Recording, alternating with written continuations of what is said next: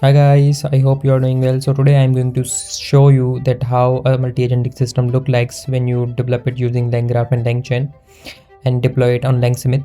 So this is something look like this. When we have supervisor agent, either use it as a simple or deep agent, and then it is being connected with the multiple sub agents. Like here you can see we have if we start from here, we have nudge agent, then we have opportunity agent, then we have calendar agent, then we have fireflies agent, then we have crm deal context and then we have pre-meeting.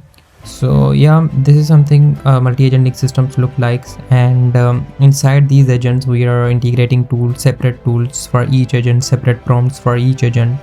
And inside tools we are using reg pipelines, retrieval augmented generation, model context protocols for specifically for calendar agent, fireflies agent and crm agent, because these agents will directly communicate with the platforms such as HubSpot, fireflies with fireflies and calendar agent with Google Calendar to basically perform the actions such as create meetings, delete meetings, and fireflies for getting transcript, adding or getting or fetching meeting notes, and crm agent to create deals, fetching leads or updating deals, deleting deals, adding contacts.